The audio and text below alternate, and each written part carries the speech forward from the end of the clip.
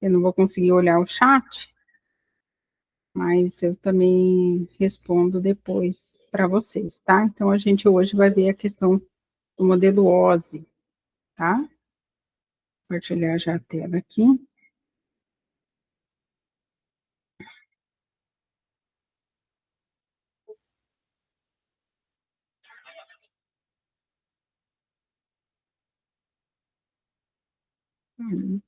Vamos lá. Então, a gente vai começar, né, a nossa terceira aula, falar sobre um pouco de protocolo, tá?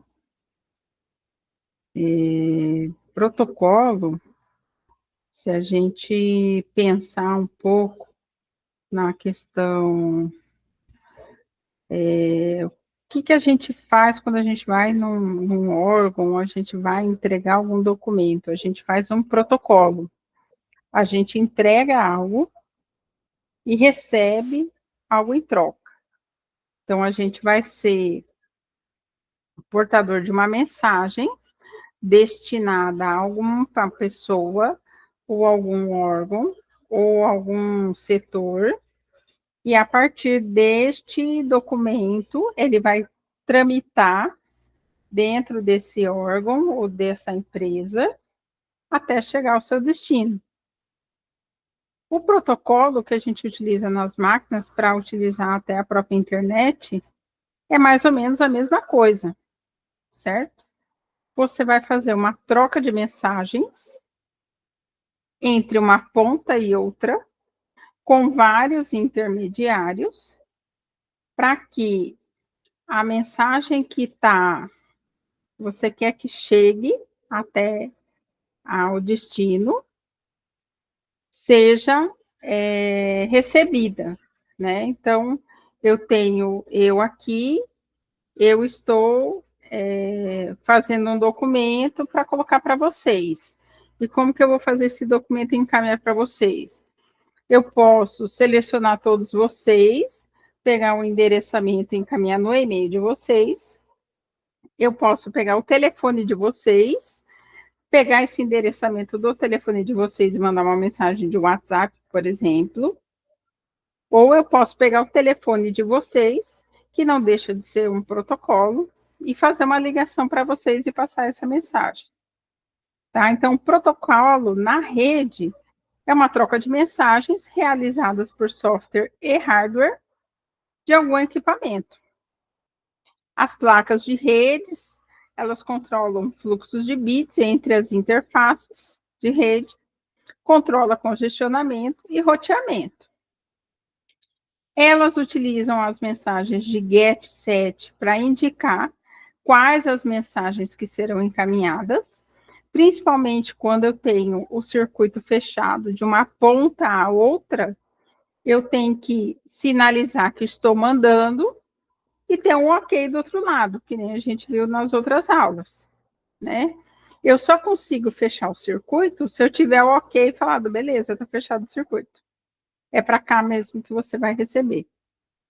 Quando a gente utiliza protocolos que não têm a segurança do circuito, que vai tudo broadcasting, ou que não tem como fechar um circuito e ter essas trocas de mensagem, porque vai ficar muito lento, você tem uma disparada de pacotes para aquele endereço, e você depende muito do próprio ambiente que está sendo trafegada essa mensagem para ter a qualidade que vai ser recebida. Então, por exemplo, eu estou aqui na casa do meu pai. Eu estou utilizando o Wi-Fi para poder fazer a conexão à internet. Qualquer interrupção ou qualquer problema, a gente já vai cortar esse endereçamento, esse envio de dados que está acontecendo agora, por exemplo, até para gravar o próprio vídeo, e aí esse negócio vai ficar perdido, né? A gente vai ter uma interrupção na aula, tá? Então, quando eu tenho um circuito fechado, de ponta a ponta, que eu tenho que ter essa segurança, eu tenho essas trocas de mensagem GET e SET até para garantir que esteja fechado esse circuito. Quando eu não tenho, eu tenho que ter o ok, que eu mandei para o endereço e aí eu vou, tá? E cada um dos tipos de protocolos e de conexões, elas têm a sua particularidade. Se vai fechar o circuito ponto a ponto, se não vai fechar o circuito ponto a ponto. Se eu tenho uma máquina para outra, eu tenho bem isso daqui que está escrito, né?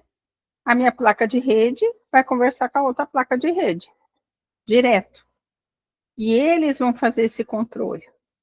Se eu tenho um hub, eu vou ter a minha placa conversando com o equipamento, do equipamento vai para outra ponta.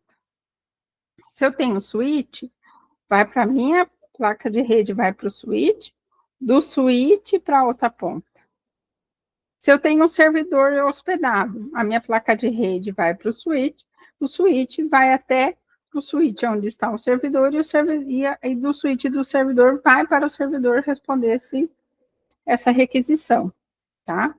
O protocolo define o formato e a ordem das mensagens trocadas entre duas ou mais entidades comunicantes, bem como as ações realizadas na transmissão e ou recebimento de mensagens ou outros eventos.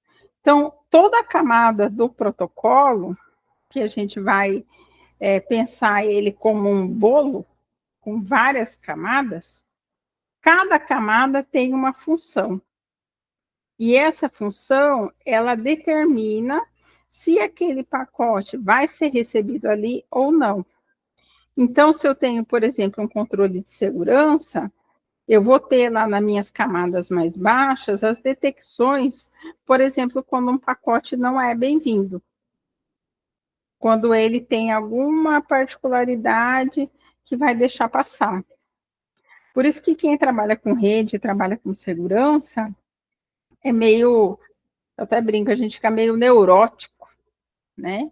Procurando as brechas, procurando quem entrou, procurando o que está acontecendo, tá? A questão da hierarquia do protocolo. Ela é organizada numa pilha de camadas. E eu aproveitei que eu tenho meu pequenininho aqui, eu vou mostrar para vocês. Deixa eu tirar o fundo de tela, porque não vai... Não, não é isso que eu quero. Deixa eu só desligar o meu fundo, porque daí eu consigo... esse aqui. Vou remover aqui, eu estou no quarto da minha sobrinha, para a gente poder ver assim. Isso daqui é uma exemplificação, por exemplo, de um protocolo, tá? Então, a gente tem aqui uma camada de... uma organizada em pilhas de camadas. Acho que vocês já tiveram estrutura de dados. Então, você tem, lá na estrutura, não tem, vocês vão ver, provavelmente, pilha ou fila, mais ou menos isso daqui, né? Ele trabalha bem com pilha, porque pilha, geralmente, a gente tira numa ponta e põe em cima. Ou a gente quebra no meio e encaixa de novo, né? Então, a gente tem no protocolo, aqui, a gente tem no protocolo, no modelo OSI, 7 camadas. Cada camada, ela vai fazer uma coisinha, tá? Até chegar na camada final, que é a camada de aplicação, onde tem, de fato, a mensagem que vai ser transmitida para outra ponta. Desde a camada primeira até a camada 7 no OSI, cada uma tem uma particularidade. Lilian, a gente usa o modelo OSI nos protocolos? Basicamente não, tá? Isso daqui é um modelo. Eles criaram um modelo para servir de base, mas hoje a gente tem como protocolo que a gente costuma utilizar em todas as redes, pelo menos na grande maioria, a gente utiliza o protocolo IP, tá? Então, aqui a gente tem nossa camadinha, nossa pilha, né? Cada uma dessas camadas tem uma função e vai diferenciar de uma para outra. O objetivo é fornecer determinados serviços às camadas superiores, isolando essas camadas dos detalhes de implementação desses recursos. Cada camada de origem não se comunica com a camada, cada camada de origem N se comunica com a camada de N do seu destino, fazendo esse diálogo.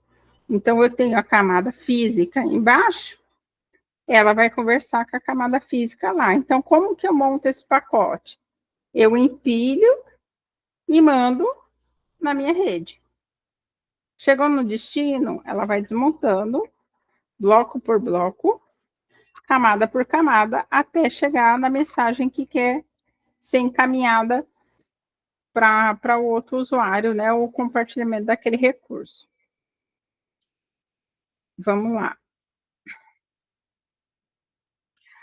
A arquitetura de rede é um conjunto de camadas e protocolos.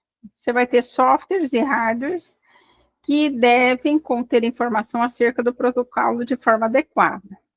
Uma coisa também muito importante, gente, é que a gente pega muitos problemas em rede, é a questão do drive da placa de rede, tá? Principalmente quando que a gente trabalha com softwares que não são softwares legalizados, às vezes a gente utiliza alguns drives de placas que eles não são para aquela placa, para aquele chip, mas funciona. Então a gente pode ter problema na hora de transmitir, tá? A pilha de protocolos é a lista de protocolos usados por determinado sistema, um protocolo por camada. Tem que ter mecanismos para identificar os transmissores e receptores. O controle de transmissão que é feita se vai ser por um único lado ou se ambos os lados, tá? Porque eu tenho aquelas minhas redes coaxiais, por exemplo, em anéis, que ela vai mandar de um lado só e vai vendo. Então, ela vai consultar, é para esse daqui? Não. É para esse daqui? Não. Ela não pega a pilha inteira, ela pega só um pedaço. Ou se o transmissor vai e volta, é um circuito fechado, tá? Controle de erros tem que ser feito, né, na comunicação física. Você pode ter problemas, como eu expliquei a aula passada, por exemplo, equipamentos antigos como os hubs, a gente tinha congestionamentos, então você nunca vai ter coisas muito perfeitas. E tem que ter esse controle de fluxo, por quê? Se você estiver trabalhando com vídeos, streaming e tudo mais, você vai ter muita liberação de pacote. Então, você tem que ter esse controle de fluxo, senão você vai ter problema. Aqui o exemplo, né? Muito semelhante com o nosso conjuntinho de blocos aqui, né? Então, eu tenho da camada 1, vai indo os protocolos, no host 1, eu vou montando essa pilha, caio no meio físico para o meu destino, e o outro host vai desmontando a pilha até chegar na mensagem, tá? Os serviços orientados a conexões. Eu tenho que primeiro estabelecer essa conexão, então tem que ter um diálogo nas pontas para fazer a conexão. Depois que eu terminar essa conexão, eu desligo ela, eu fecho. Não sei se na empresa que vocês trabalham, vocês chegaram a usar VPN. VPN a gente primeiro faz a conexão, que liga num serviço que deixa a rede privada, utilizando meios, por exemplo, como a internet. Você faz o que você tem que fazer ali dentro, como se estivesse dentro da sua empresa, e depois desliga a conexão. Deixa eu ver aqui. Quem levantou a mão, gente, que eu não consigo ver direitinho. Pode abrir o microfone, tá? Quem puder. Ah, sim, o Adriano falou, ele usa VPN. Lá no Instituto a gente também usa, tá? Para alguns sistemas legados, a gente utiliza, por quê? Porque a gente já teve problema de pessoas que adoraram uma conexão de Windows aberta na internet e resolveram dar uma voltinha lá dentro. Então, a gente, para assegurar as pessoas, os dados das pessoas, a gente faz isso, tá? A gente faz o uso da VPN, a gente não deixa aberto. A gente deixa nosso serviço escondido atrás de uma barreira, que é o que a gente chama do firewall, né? A maioria deles é firewall, é proxy, esconde aquilo ali, e aí você utiliza várias validações para você conseguir acessar esse serviço. Geralmente, a VPN está ligada a uma autenticação de usuário, é um serviço aberto, mas está ligado a um serviço, a uma autenticação de usuário para você poder fazer o login naquela rede, tá? Há uma negociação, né, depois que é estabelecida a conexão entre transmissor e receptor. Tem uma subrede que conduz a negociação desses parâmetros que vai ser utilizado, os tamanhos de mensagem e qualidade de serviço. Ela pode ser aceita, rejeitada ou haver contraproposta. É o serviço mais confiável, ou seja, eu tenho um ponto a ponto, que eu tenho, por mais que eu estou usando uma rede pública, eu estabeleço uma conexão privada, né, vamos dizer assim, para mim poder fazer uso de um serviço. Há serviços que a gente vai fazer ponto a ponto, que não seja através de uma VPN, pode ser outros serviços que utilizem protocolos específicos, até porque a gente tem pessoas que desenvolvem protocolos, para justamente você poder ter uma blindagem, né, uma rede privada dentro de uma rede pública. E aí fazer o estabelecimento desses serviços, tá? Os serviços sem conexão. Eu vou ter um rótulo, uma etiqueta aqui, com o endereço, e aí se assemelha muito ao correio, né? Nós pegamos a carta, colocamos o endereço, colocamos que fomos nós que enviamos e mandamos pelo correio. Por onde que vai? Não sei. Pode ser que o meu pacote aqui, eu vou mandar para Rondônia, ele vai primeiro para Brasília, para Goiás, para Tocantins, para depois vir para Rondônia. Não sei que caminho ele vai tomar. Eu sei que ele tem que parar no endereço X lá em Rondônia, tá? É a mesma coisa. Então, o endereço do destino já está empacotado e para ser encaminhado para a rede. Em cada ponto que ele passeia, em cada roteador que ele passeia, vai ter um identificador para direcionar em que caminho ele vai ser tomado, tá? Então, eu tenho aqui o roteamento independente das outras coisas, tá? Geralmente, a primeira a ser encaminhada é a primeira que chega no destino.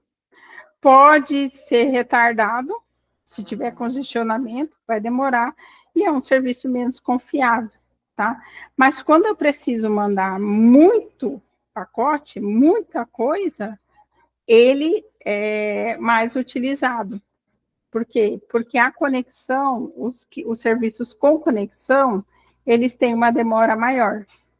Por mais que você vai ter uma qualidade, mas não tem como você ficar confirmando, por exemplo, numa videochamada, tá? Vai ficar muito ruim, vai ficar muito lento. Então, eles utilizam serviços sem conexão. Então, a gente tem aqui 6 tipos de serviços, né, orientados à conexão, né, fluxo de mensagem confiável, como sequências de página, fluxo de bytes confiáveis como login remoto, conexão não confiável como voz digitalizada, tá? E aí, sem conexões, as datagramas não confiáveis, como lixo de correio eletrônico, os datagramas confiáveis, correspondência registrada, ou solicitação de resposta, tipo uma consulta a banco de dados, tá? Banco de dados é um dos serviços que você, se você utilizar a conexão nele, dependendo do que você faz, ele vai travar o banco. Então, tem certas coisas que a gente precisa desvincular para ele ser mais rápido.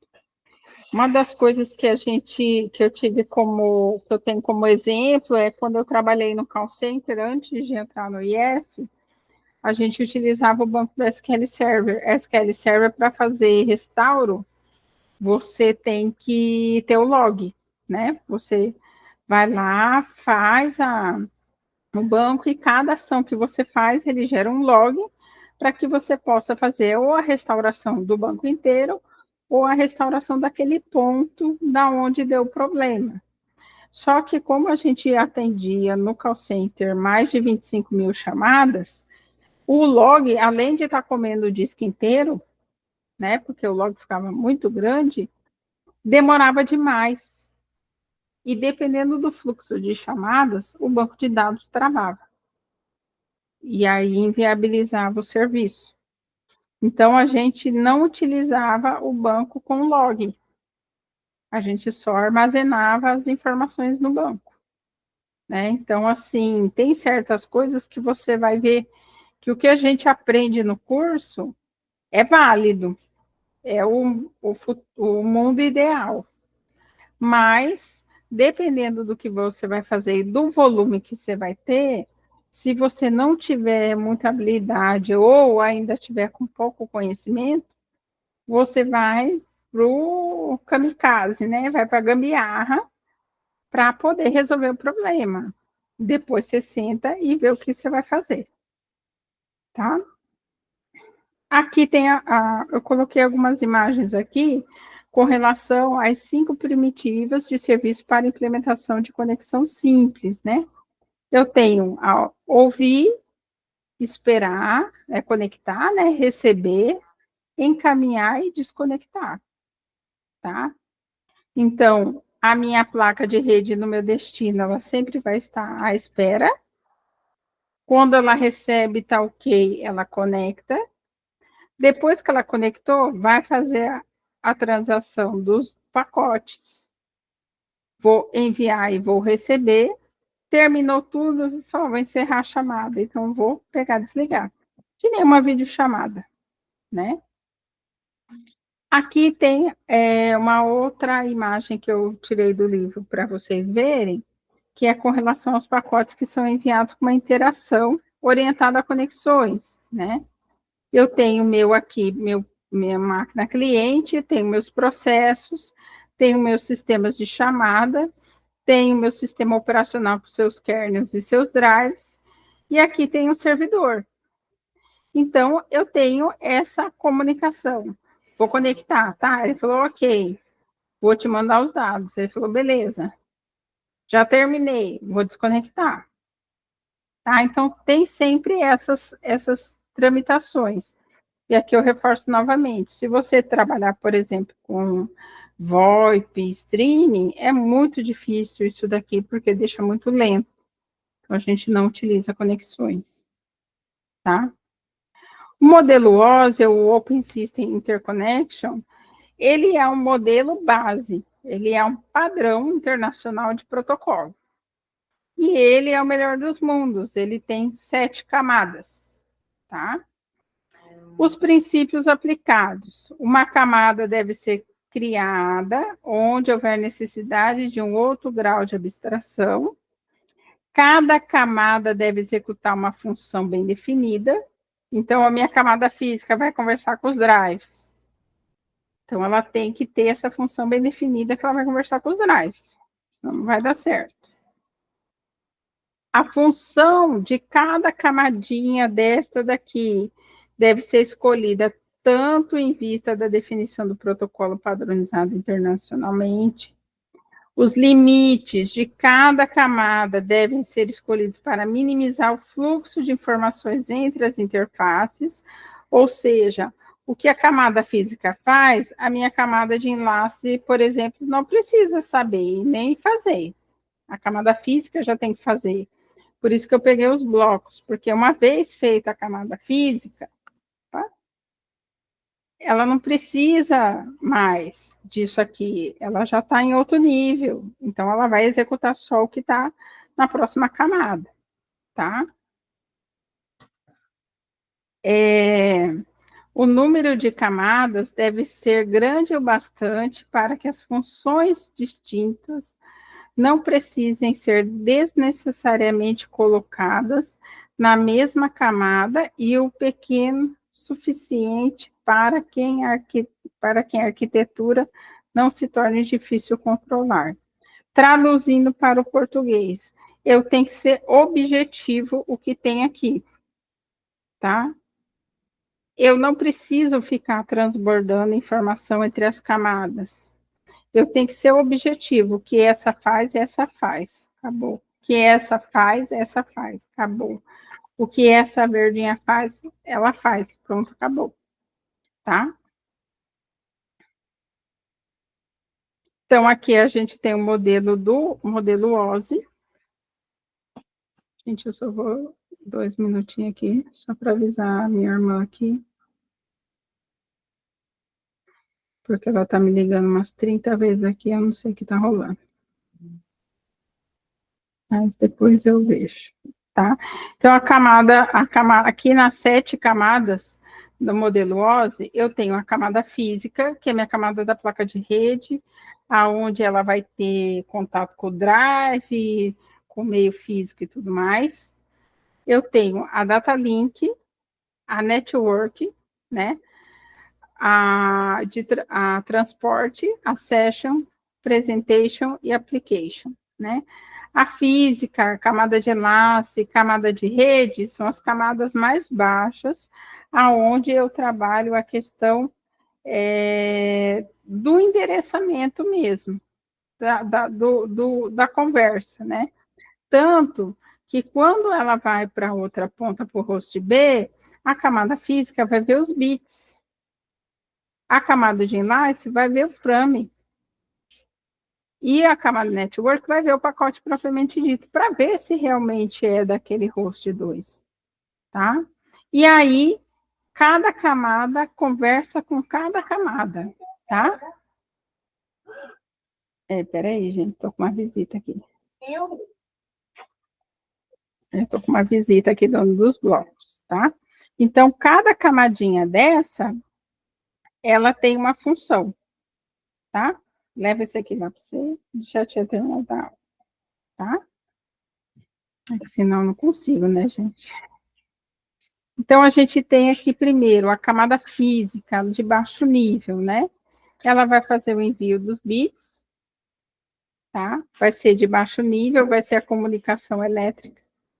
Utiliza voltagem para sinalizar o 1 e o 0, tá? Então, aquelas piscadinhas da plaquinha de rede, das luzinhas da placa de rede, é o nosso sinalizador, tá? Também sinalizam os lados, que é só de um lado, de transmissão ou de ambos os lados. E se a gente observar no nosso próprio celular, quando a gente está utilizando a Wi-Fi, eu acho que eu não vai conseguir mostrar aqui, mas você pode ver que aparece 2 flechinhas e umas, às vezes, apaga uma que sobe ou apaga a que desce, que é essa transmissão que está ocorrendo entre as pontas, tá?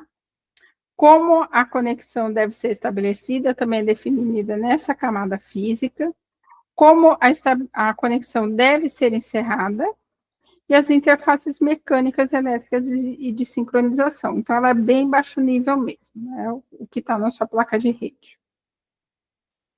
A camada de enlace, ela transforma um canal de transmissão bruto em uma linha livre de erros de transmissão, não detectados na camada de rede, tá? Define os dados de entrada em quadros de dados e transmite os quadros sequencialmente. Então, ela vai subindo as informações. Em serviços de conexão, é recebida uma confirmação que o quadro foi recebido corretamente, tá? Tenta regular quantidades excessivas de dados enviados a um receptor lento. Então, ela tenta fazer esse controle para não ter esse congestionamento, né? Ela faz esse controle de fluxo e tratamento de erros. Vamos pensar na questão da carta, né? Do correio. Se eu pensar que eu escrevi o endereço e o endereço ficou rasurado, por exemplo, o correio pode conseguir entender? Pode. Como ele pode me devolver porque ele não entendeu? Mas vai depender de quem pegar a carta e analisar aquele endereço, Querendo ou não, os protocolos funcionam da mesma forma. Eles vão ver se tem algum erro. Se tiver algum erro, ele vai acabar por ali. Ou, no caso do correio, devolver a correspondência, se tiver o remetente, né? A camada de rede, ela controla a subrede, ou seja, aonde eu posso enxergar. Lília, como que funciona isso? Quando a gente configura a nossa placa de rede, geralmente a gente vê lá na máscara de rede 255, 255, 129, 3. Isso dali determina em que rede eu estou, em que rede eu tenho alcance e quantos hosts eu posso ter na minha rede. Se eu fizer uma rede de uma classe muito baixa, muito pequena, se eu tenho uma farmácia, por exemplo, tá tudo ok, não vai ter problema nenhum. Mas se eu tiver um prédio para configurar, eu vou começar a ter problemas. Imagine o Instituto Federal. A gente tem a reitoria e agora acho que deve estar em 22 ou 24 campi.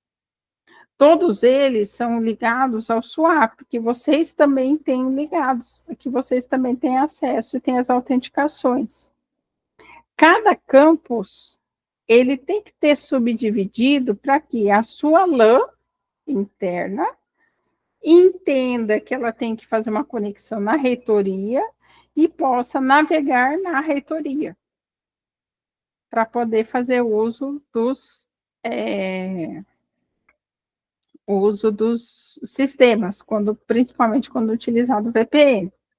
Se eu não faço essa configuração de rede, essa subdivisão de rede, e coloco de forma aleatória da minha cabeça, a minha rede, por exemplo, do campus Cuiabá, não vai enxergar a reitoria. E eu não vou conseguir acessar os serviços de lá. Então, eu preciso ter essa configuração.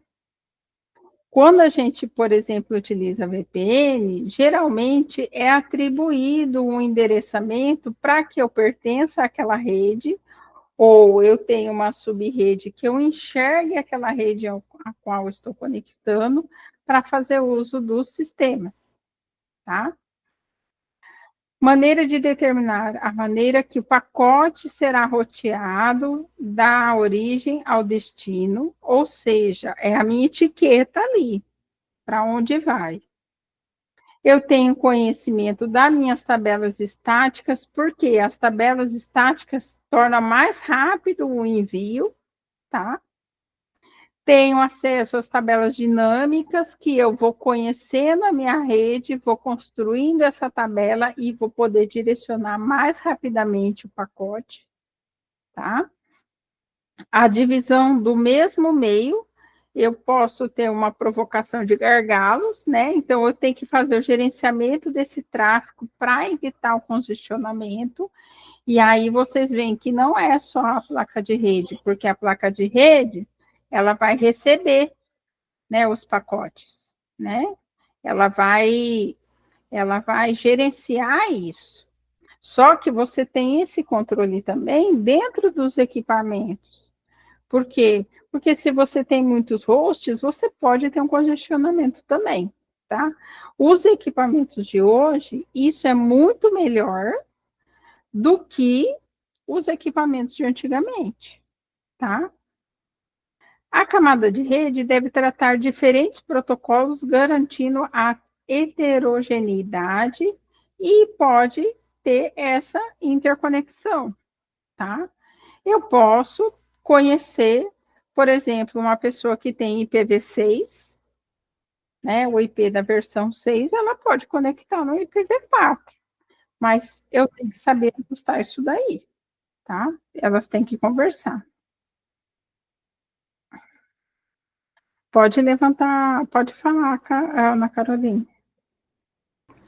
Prof, quando a senhora fala de controle de subrede, a senhora fala de hardware ou software? Não, no próprio software. Lá onde a gente vai no nosso IPzinho, lá que a gente faz a configuração, tá?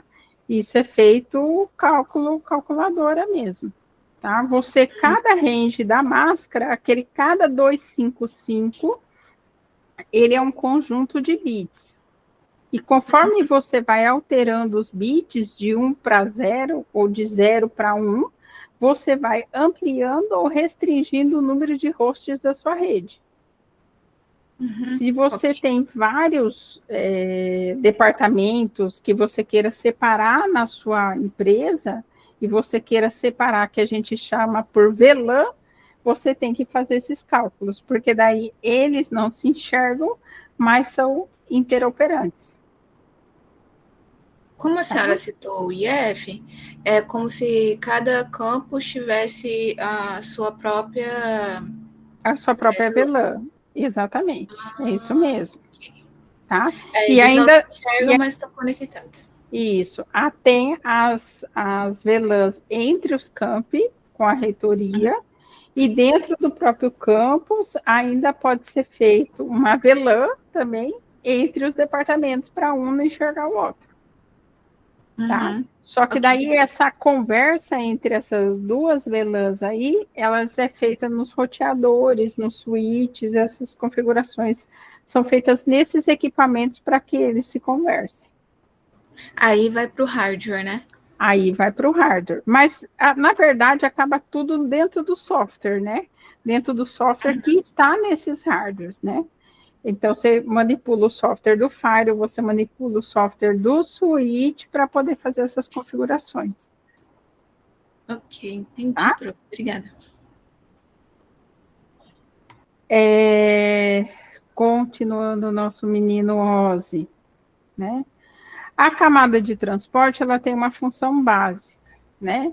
Ela vai aceitar os dados da camada acima dela, dividir em unidades menores, caso seja necessário, e repassar essas unidades à camada de rede e assegurar que todos os fragmentos chegarão corretamente à outra extremidade, né? Então, ela vai pegar esses dados aí e vai endereçar certinho para que chegue corretamente dentro desse pacote, né? Se a gente pensar na questão correio, a gente sempre embala bem nossas correspondências, mas às vezes a gente chega com os negócios meio abertos, né? Então seria nessa questão de a gente empacotar bem para mandar para outra ponta. Para outra ponta abrir o pacote e ter aquilo que está lá, tá? Além do mais, tudo isso deve ser feito com eficiência e forma de que as camadas superiores fiquem isoladas das inevitáveis mudanças de tecnologia de hardware, tá? Então, eu tenho que manter a interoperabilidade entre as pontas. Independente se um usa Linux, outro usa Windows, se um está usando IBM, se um está usando IPv6, e o outro vai conversar, se está na internet, eles têm que se conversar. Hoje a gente tem equipamentos que usam IPv6 e outros IPv4, né? Até porque a gente sabe que o IPv4 ele está morrendo, ou se já não morreu. Então, essas configurações, elas têm que ser feitas para que todos se conversem, tá? Gente, 2 minutos só para abrir a porta para os doguinhos, que aqui em casa é assim. A gente, sexta-feira eu sou babysitter também, tá? Então, é normal. Tá, a camada de sessão. A camada de sessão, ela permite que os usuários de diferentes máquinas estabeleçam sessões entre elas. Oferece serviços, inclusive do controle de diálogo, mantendo o controle de quem deve transmitir a cada momento. O gerenciamento de símbolos, impedindo que as duas partes tentem executar a mesma operação crítica ao mesmo tempo, e a sincronização, realizando a verificação periódica de transmissões longas para permitir que elas continuem a partir do ponto em que elas estavam, caso ocorra uma falha. Um exemplo de camada de sessão que eu posso dar para vocês é quando a gente está usando aquela conexão remota do Windows. Geralmente, ela interrompe a sessão do que você está usando quando ocorre uma falha e você volta da onde você estava. Se você estava com uma aplicação aberta, ela teoricamente volta dali, dependendo da falha, né? Se a falha foi a nível de servidor e eu estou conectando no servidor lá, pode ser que essa conexão não venha da onde eu parei. Talvez ela venha de uma outra forma. Quando a gente faz conexões remotas em Linux, por exemplo, que a gente utiliza aquele programinha, aquela aplicação PUT, para a gente fazer a conexão remota a nível de baixo nível, né? Essa conexão aí, ela geralmente ela não volta da onde que a gente parou. Ele cria sessões, né, por usuário, tanto que você pode fazer mais de uma sessão quando você vai acessar a máquina. Tá? Pode ser na mesma máquina fazer várias sessões. A camada de apresentação, que diferente das camadas mais baixas, ela se preocupa principalmente com a movimentação de bits. A camada de apresentação está relacionada à sintaxe e à semântica das informações que estão sendo transmitidas. Para tornar possível a comunicação entre os computadores, né, com diferentes representações de dados, as estruturas de dados devem ser intercambiadas. Elas podem ser definidas de maneira abstrata, juntamente com a codificação padrão que será usada durante a conexão. A camada de apresentação gerencia essas estruturas de dados abstratas e permite a definição e o intercâmbio de estruturas de dados de nível mais alto. Por exemplo, registros bancários, tá? Então, assim, eu não posso ficar trafegando na internet com meus dados limpinhos, bonitinhos, porque uma pessoa pode estar escutando. Eu tenho que fazer esse trabalho mais abstrato e aí remontando ele. Quebra-cabeça, a gente tem todas as peças e monta uma figura. É a mesma coisa. Eu tenho aquele quebra-cabeça que, conforme eu vou pegando as camadas, ele vai remontando a figura, tá? E, finalmente, a gente chega na camada de aplicação, que é o que a gente costuma ver, né? Ela contém uma série de protocolos comumente necessários para os usuários, né? Por exemplo, um HTTP, que é o que a gente usa no Meet, né, para conectar, Google Meet, um site. Quando o navegador deseja uma página web, ele envia o nome da página desejada ao servidor, utilizando o HTTP. Então, o servidor transmite essa página de volta. Outros protocolos de aplicação são usados para transferência de arquivo, correio eletrônico, transmissão de notícias, etc. Então, gente, quando a gente trabalha com a camada OSI, a gente tem toda a especificidade dessas 7 camadas, tá? Então, a gente vai, por exemplo, configurar um servidor DNS. Eu vou abrir aqui um prompt de comando, né? Como que eu vou ver, como que eu sei aonde eu estou e tudo mais, né? Então, se eu der um ping para o site do IFMT, eu acho que está bloqueado. Não, não está. Então, eu estou aqui, ó. Eu estou disparando para chegar no IFMT. E ele me devolveu isso daqui, tá? Provavelmente, isso aqui, ele está mascarado lá, tá? Ou houve alguma mudança no range lá, que era outro IP que estava lá, tá? Eu acho que eles fizeram alguma mudança, principalmente se houve, esse tempo atrás estava tendo muito ataque, então eles fizeram alguma mudança. Se eu fizer um ping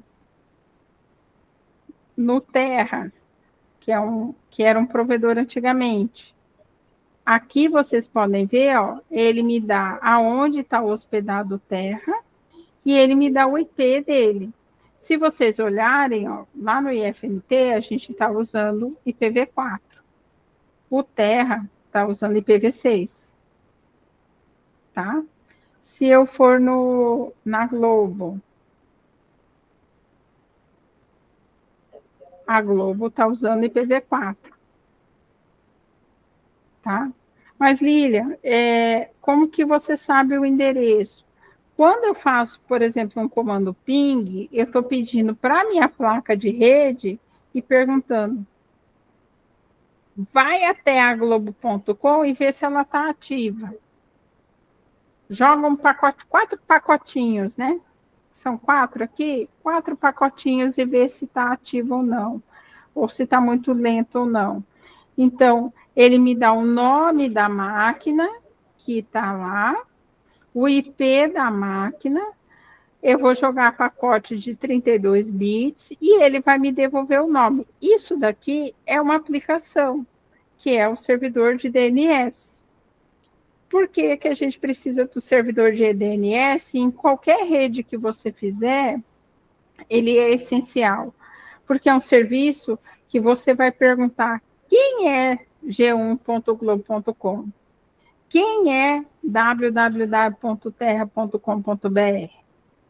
Não existe IP www.terra.com.br, existe esse IP aqui. Então, eu preciso jogar na rede um broadcast e perguntar quem que é terra.com.br. O roteador que tiver isso guardado vai falar, olha, terra é esse IP aqui. Ah, então tá bom, você quer ir até lá?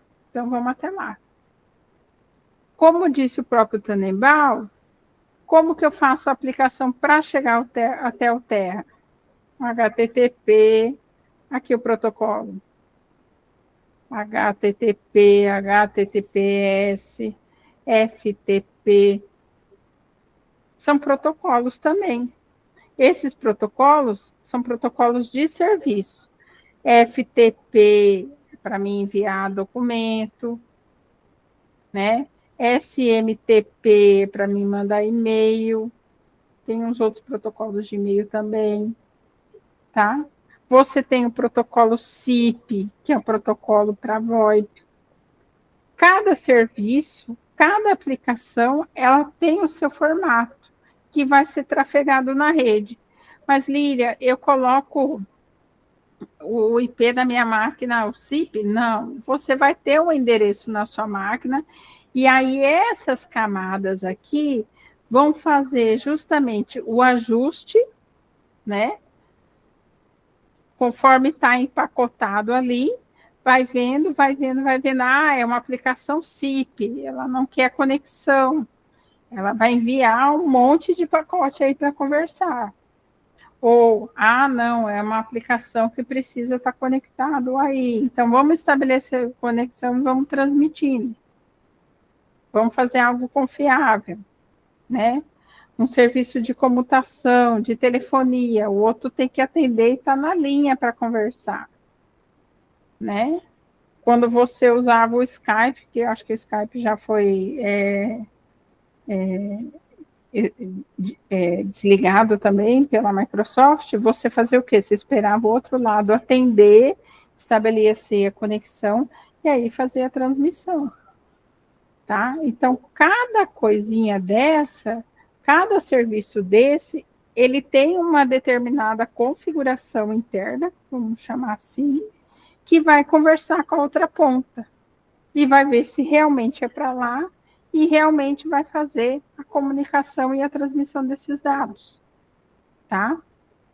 Isso daqui que a gente viu hoje é só a camada OSI, né? O modelo OSI, a nossa utopia, tá? A gente vai ver na semana que vem o protocolo TCP/IP, que é o que a gente costuma usar. A gente vai ver o TCP/4, tá? O cálculo das subredes, tá? E aí eu já vou avisar para vocês que eu não vou colocar a aplicação antes da nossa aula, tá? A avaliação antes da nossa aula, tá? Vou deixar para fazer depois.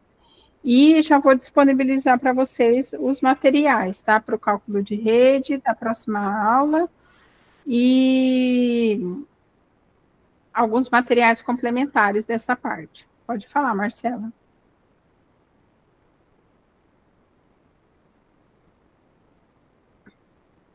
Dia que vai ser as avaliações? A avaliação, eu estou colocando o questionário lá no AVA, aí a gente abre depois da aula, né, da nossa próxima encontro síncrono, e a gente deixa estendido uma semana, tá bom? Ok, professora, Tá? obrigada. Porque daí, como esse conteúdo é um pouco mais pesado, eu vou deixar vocês mais tranquilos para vocês revisarem, e aí depois a gente faz a avaliação, tá? Ok, professora. Tá? Alguém teve alguma dúvida, questionamentos?